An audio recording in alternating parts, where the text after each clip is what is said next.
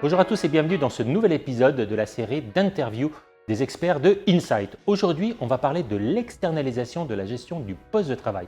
On a avec nous Dorine. Bonjour Dorine. Bonjour Patrick. Alors Dorine, toi tu es en charge de tout ce qui est le développement des offres de services. Tout à fait. Et on a également Pierrick. Pierrick, toi tu es le responsable de tout ce qui est les services, notamment pour le poste de travail. Exactement. Alors on va attaquer tout de suite avec toi Dorine. La première question c'est, globalement, l'externalisation du poste de travail, c'est quoi ?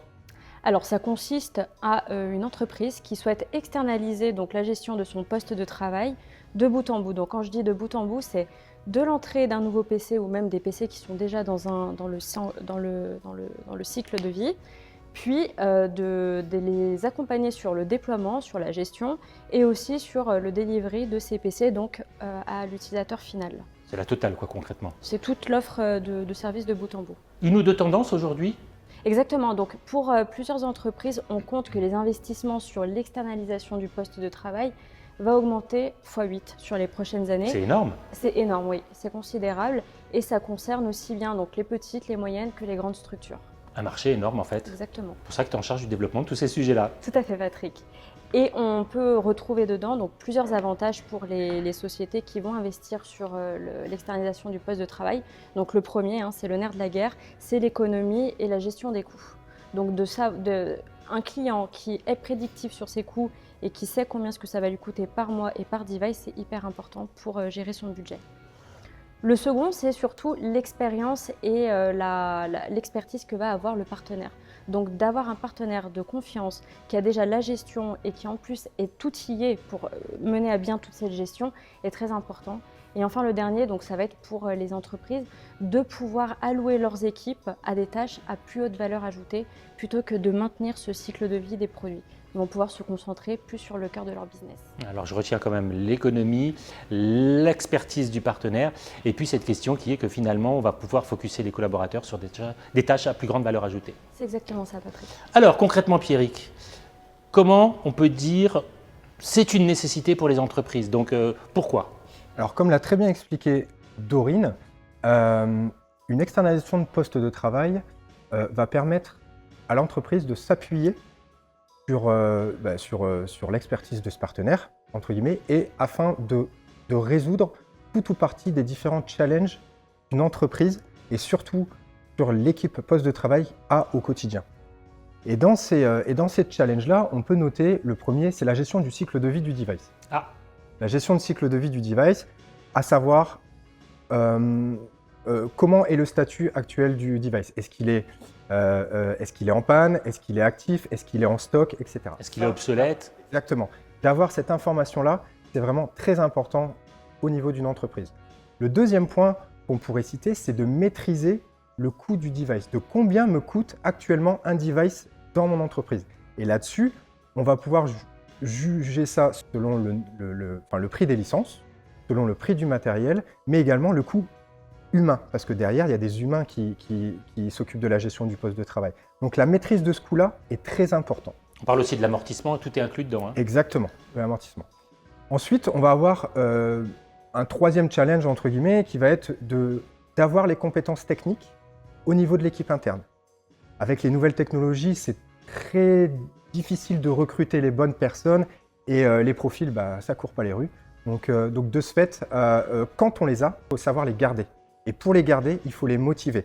Et on en revient un peu à ce que Dorine disait tout à l'heure, c'était le fait de valoriser leurs tâches. Ensuite, on pourrait citer aussi en challenge tout ce qui est l'aspect monitoring et anticiper les problématiques des utilisateurs. Je vais vous donner un exemple, mais il est très important de régler les problèmes utilisateurs, mais pourquoi ces problèmes se sont produits au final? Et ça, avec des outils, on est capable de le faire, mais ça reste tout le temps un challenge au niveau d'une entreprise. Ensuite, on peut avoir, au niveau des challenges, s'adapter rapidement au contexte. Alors le contexte, il peut être de trois sortes. Il peut être du contexte technologique, comme on l'a vu avec la modernisation, le cloud, etc. Donc s'adapter rapidement à ces changements. Le deuxième, on pourrait citer s'adapter rapidement au contexte de l'entreprise. Une entreprise achète, vend, des entreprises achètent des bâtiments, a besoin de workforce pendant un moment donné, comment l'équipe de poste de travail va s'adapter à ça. Et le dernier point, ça on serait plus dans un contexte international entre guillemets, mais c'est de s'assurer d'avoir un support 7 jours sur 7 et 24 heures sur 24 afin de permettre à l'utilisateur d'avoir la même expérience qui se situe, donc avoir vraiment ce follow the sun comme on appelle ça. En fait, ce qui est vachement intéressant dans tout ça, c'est que finalement, vous donnez une très très belle occasion pour les DRH de dire que toutes les conditions se réunissent grâce à ça pour le bien-être des collaborateurs. Oui, exactement. Oui. On va permettre à toute la société, à toute l'entreprise, entre guillemets, d'avoir le même niveau de support qui se situe en Chine, qui se situe en France ou qui se situe aux États-Unis. L'idée, elle est vraiment là.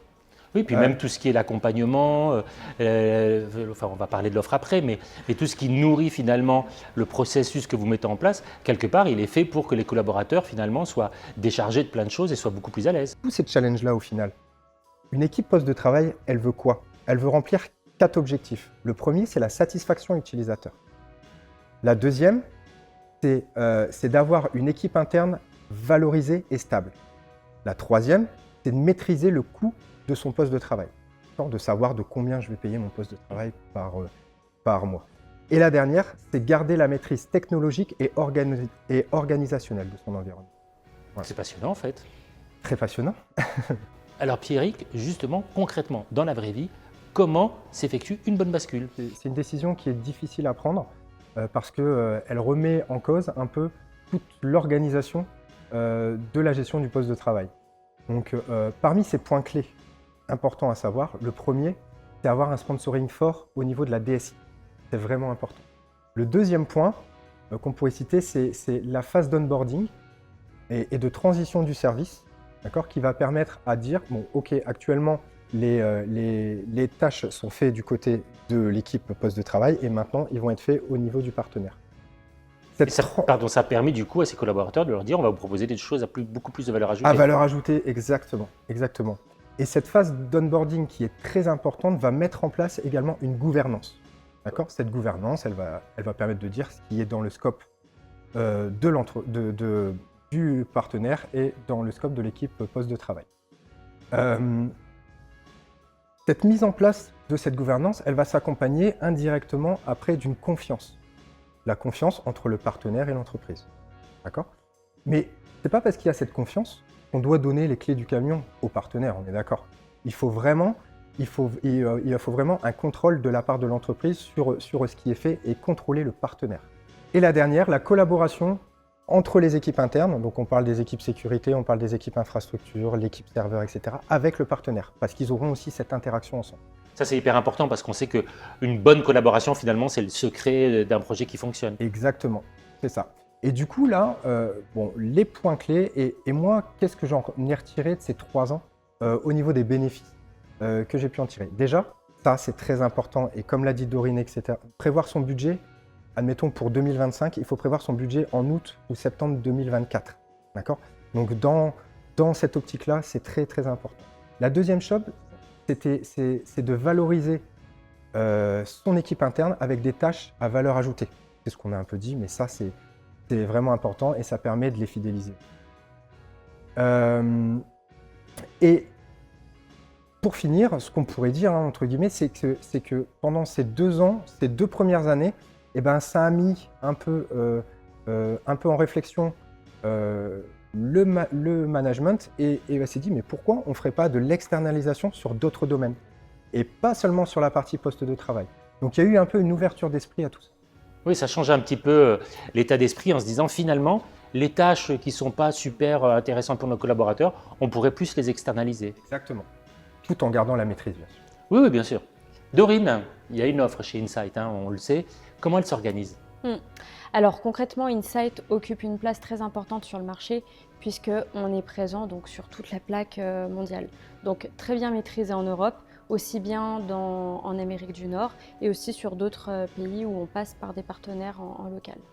Il faut savoir que nous, Insight, donc sur notre offre, c'est une offre flex. Donc qui dit flex dit qu'on est capable de s'adapter aux besoins des clients.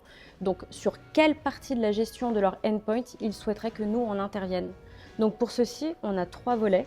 Donc je vais les citer rapidement. Donc ça va être la partie Essential, donc là c'est le niveau de base de la gestion, donc là où on va accompagner les clients sur la mise en place du poste de travail, sur son déploiement, sur son stockage aussi, sur la gestion du stockage et sur la livraison sur le point physique.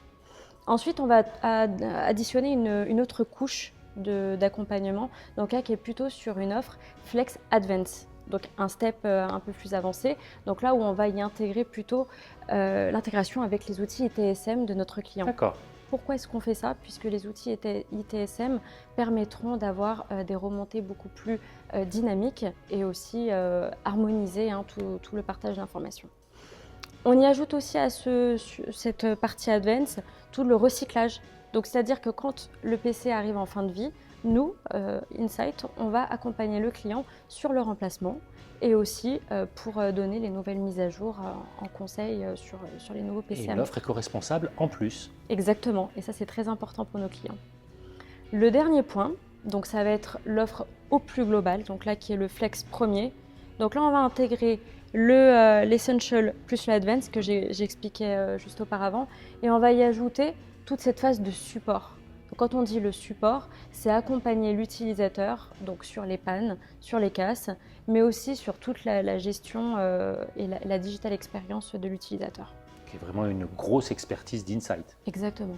Et encore un point aussi à souligner, c'est qu'on est flex, puisqu'on est capable d'intégrer des modèles aussi bien en CAPEX qu'en OPEX.